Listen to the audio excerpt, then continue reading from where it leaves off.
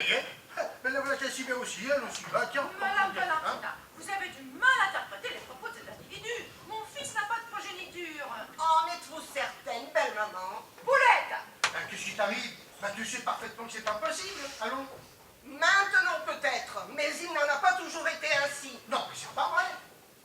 Mais, vous êtes tous donnés le nom, ma parole. Je suis peiné de constater que ma propre femme ose bafouer mon honneur. Ton honneur! Ouais. On en reparlera plus tard, Edmond, de ton honneur. Bon, ben là, vous êtes content, vous voyez, le résultat de vos élucubrations. À cause de vous, j'ai perdu la confiance de ma femme. Hein? Madame Valentina, ce que vous prétendez au sujet de mon fils est absolument impossible. Je l'ai pourtant vu dans ma boule de cristal, madame. Oh, je commence à en avoir assez de vous et de votre satané boule. Allez, fichez-moi le camp. Allez, calme-toi, non, calme-toi. c'est vrai, là. Affiche à pagaille dans mon ménage, là. Hein? Ah! Que se passe-t-il? Je vois un individu qui pénètre dans ce bureau. Encore un? Tout le monde pénètre ici comme dans un moulin. Cet homme sans la Ah mort. bah tiens, là autre chose maintenant. Après, on y va. Que voulez-vous dire par là, Madame Valentina? C'est un revenant. Oui, c'est ça, un revenant. Son image est floue. Je ne distingue que sa silhouette. Mon Dieu! Si ça tombe, c'est mon oncle Célestin. Maman, que vas-tu imaginer? Sur son lit de mort, il a promis qu'il reviendrait. Bah écoute, tu n'as rien compris. Je t'explique. Tonton Célestin était moine bénédictin, d'accord? Bon, quand il a dit ça, ben, il pensait à la résurrection. Ben, c'est tout. Et alors, il a très bien pu se tromper de date et revenir plus tôt que prévu. Oh, alors c'est vraiment n'importe quoi, hein? Que voyez-vous d'autre, Madame Valentina? Plus rien, ma boule de cristal est redevenue transparente. Bon, tant mieux. Allez, reprenez votre attirail et laissez-nous. Allez. Et tu vas pas la laisser partir comme ça sans lui faire quelque chose. Absolu. Ah bah oui, quand même.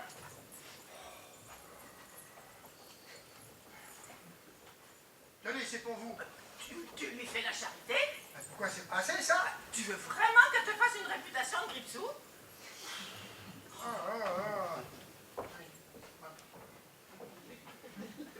Tenez, je vous préviens, vous n'aurez rien de plus, hein? Vous êtes généreuse. Bon, C'est une qualité rare de la part d'un homme politique. allez, du balai, allez, allez. Le destin vous le rendra, monsieur. Oh, vous savez, moi, le destin, hein, oh là là.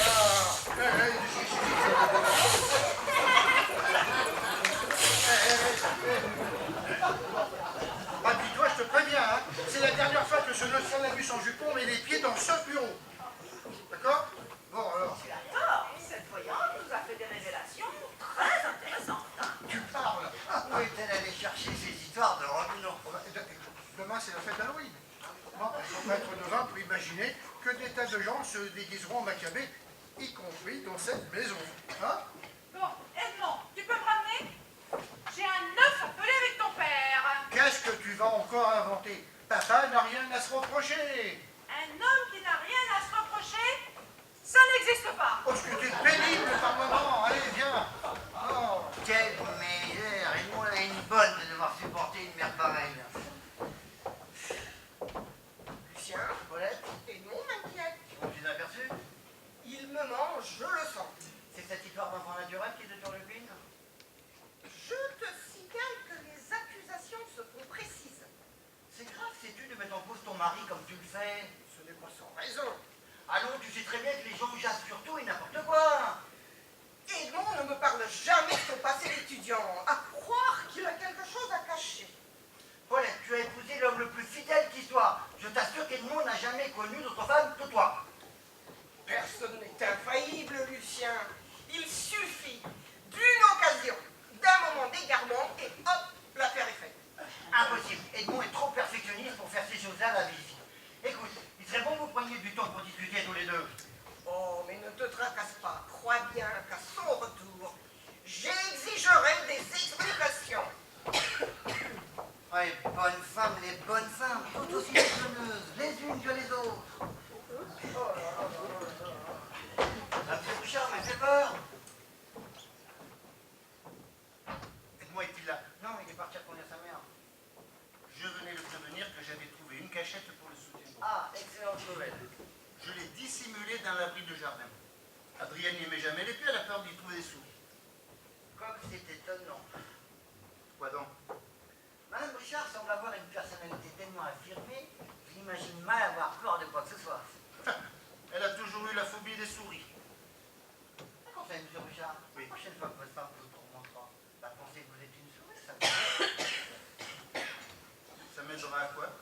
tenir tête.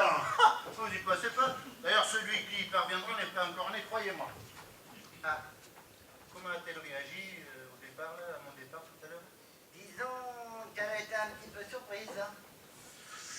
Oula. La surprise sera Adrienne agressive. Je sens que je vais peu prendre bonne de ses savons. Franchement, comment pouvez-vous vous laisser assicoter à ce point? Qu'est-ce que vous voulez? On se refait pas. Hein. Ah, puis vous savez, au début de notre mariage, elle était si gentille. Mais au début du mariage, elles sont toujours gentilles. Ça n'a pas duré. Vous n'êtes qu'à laisser avoir, hein. Allez, monsieur Bouchard, il est grand temps de remettre votre épouse au pas. Plus facile à dire qu'à faire, hein. Contrez-la, du tac au tac, quand elle vous doit, soutenez son regard, quand elle vous invite, répondez-lui sur le même ton que le sien. Parce que vous me demandez là est au-dessus de mes forces, croyez-moi. Hein. Lorsqu'elle vous demande une faveur. Oh, elle demande pas, Adrienne ne demande jamais, elle ordonne. Eh ben, imaginons qu'elle vous ordonne, je sais pas moi... D'aller lui chercher des éclairs au chocolat à la boulangerie, elle adore les éclairs au chocolat. Voilà, eh ben répondez-lui, Adrienne, va les chercher toi-même. Non mais vous voulez qu'elle m'écorche vif? Et vous rajoutez, ça fera de l'exercice, c'est très bon pour la santé. C'est ça, vous voulez ma crucifixion en plus. Essayez pour voir. Si vous voulez. Adrienne, tu devrais peut-être aller chercher tes éclairs au chocolat toi-même. Ça te ferait de l'exercice. La suite, hein. Il paraît que c'est très bon pour la santé. De cette manière, évidemment... Qu'est-ce qu'il y a qui va pas? Mais c'est beaucoup trop mou. Enfoncez le clou, bon sang, soyez fiers comme Napoléon dans ses maréchaux. Napoléon? Vous en avez deux bonnes, vous. Prenez une voix grave pour faire plus viril. Allez, à vous. Adrienne, tu devrais peut-être aller chercher tes éclairs au chocolat toi-même. Ça te ferait de l'exercice. Il paraît que c'est très bon pour la santé. C'est un peu mieux, mais ça manque de naturel. Ah ben, j'y arriverai jamais, moi. Mais comprenez bien une chose. Une femme ne peut aimer un homme que si elle le respecte. Encore faut-il que celui-ci se fasse respecter. Par exemple, Oui. si votre épouse vous dit, n'est-ce pas, Victor, que j'ai raison? Ça me le demande souvent. Eh bien, n'hésitez pas à la contrarier si vous pensez autrement. Si je pense comme elle, je lui dis aussi. Au début, pas trop. Elle interpréterait cette approbation comme une marque de servilité. Vous permettez? Oui.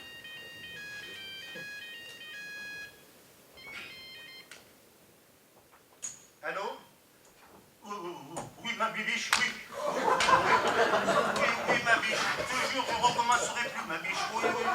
Oui, j'arrive tout de suite, ma biche. C'était ma femme. Elle m'appelle, il faut que j'y aille. Monsieur Richard, n'oubliez pas que c'est vous qui portez la culotte. Je sais. Le problème, c'est qu'Adrienne en porte elle une aussi. Il n'a rien compris.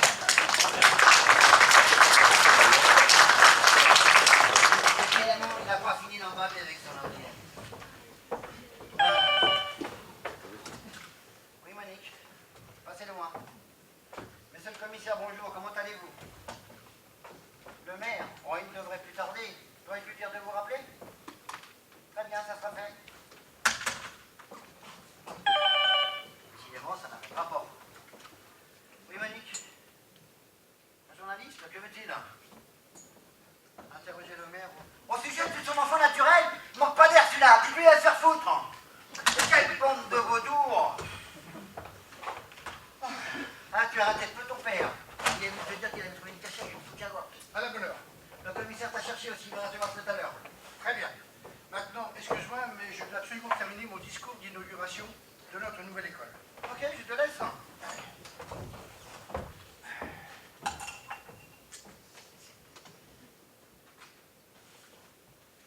Alors,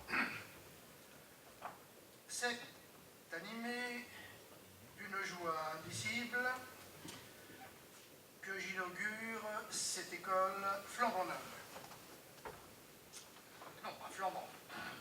Ça rappellerait trop l'incendie de l'hôpital. Hein.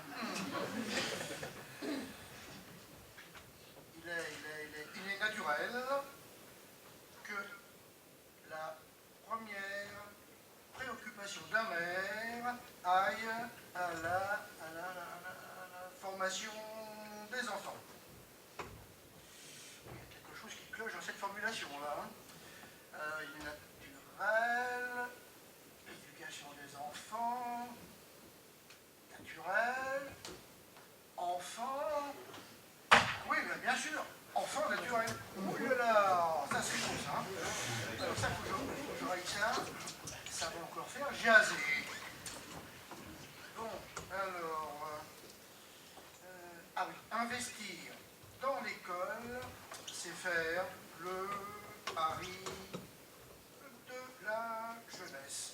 Voilà, moi ça me paraît pas mal. Edmond, faut que je te parle. Ben, ça tombe bien. Moi aussi. Dis donc, je n'ai pas du tout apprécié tes allusions tout à l'heure en présence de la voyante, mais alors pas du tout. Tu n'es pas le mieux placé pour me faire des reproches. Mais alors, pas du tout. Comment peux-tu me juger aussi mal, Paulette? Tu sais très bien que je suis physiologiquement incapable de concevoir. Monsieur semble avoir oublié qu'à une certaine époque, son potentiel était intact. Oh. Merci d'avoir la délicatesse de me le rappeler. Fini de palabrer, Edmond. Des personnes dignes de foi affirment détenir la preuve que tu possèdes un fils. Un fils? Il approche de la trentaine et répond au doux nom de Kevin. Enfin, les gens disent n'importe quoi. Voilà qui est nouveau. D'ordinaire, tu es le premier à vanter le bon sens populaire. Oui, mais je le vante au moment des élections. Et encore, uniquement si je suis élu. De toute façon, si j'avais un fils, je l'appellerais pas Kevin, figure-toi, hein? Ah bon? Oui, je le prénommerais, par exemple, Pierre-Henri ou Charles-Édouard. Ça ferait quand même plus distinct. Hein? Bon, Faut croire que la mère était d'un autre avis. quelle mère! Ah, parce qu'en plus, tu ignores qui est la mère de ton fils. Bravo. Faut pas se demander à quel chiffre se monte le nombre de tes conquêtes.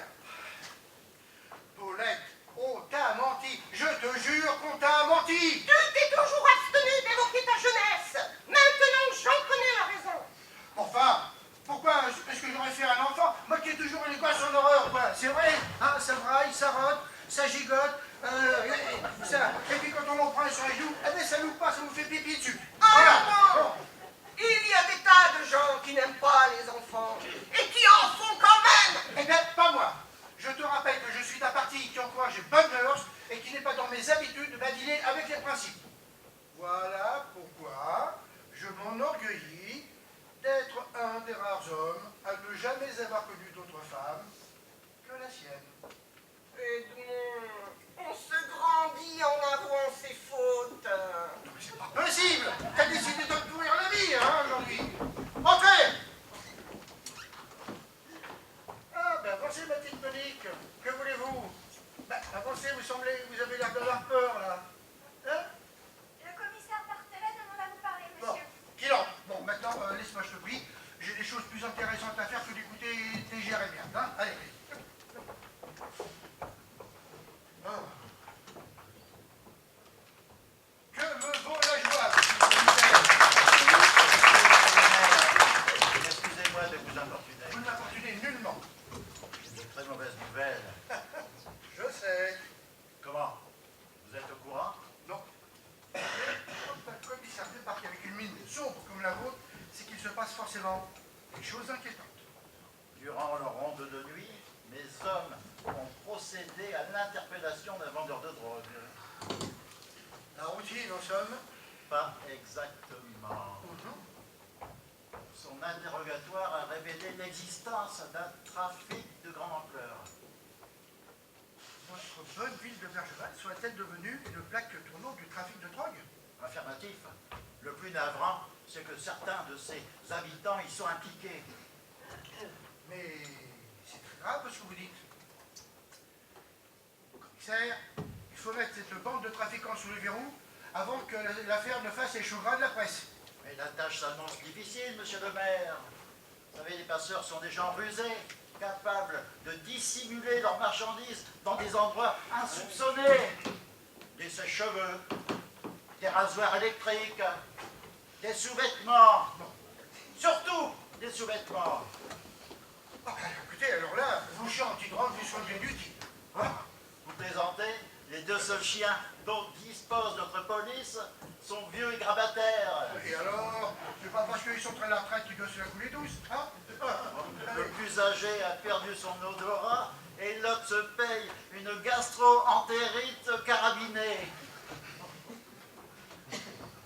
À défaut de chien, c'est sur votre flair que je compte, commissaire. Si. On ne cesse de me vanter votre flair légendaire. Vous savez, les gens exagèrent toujours. Allez, Passez devant, je vous raccompagne. Allez.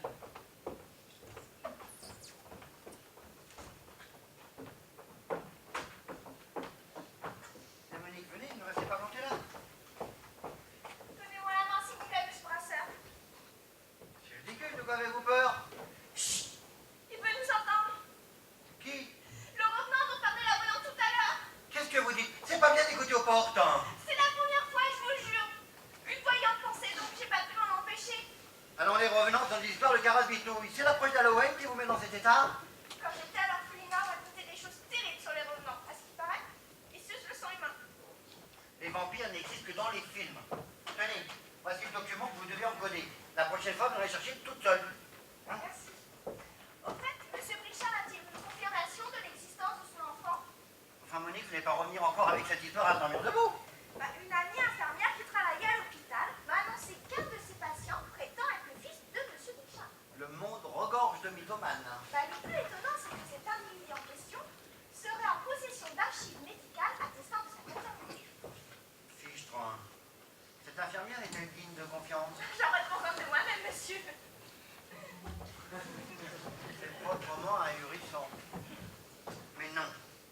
Non, non et non. Si Edmond avait un enfant, je le saurais. Peut-être l'ignore-t-il lui-même.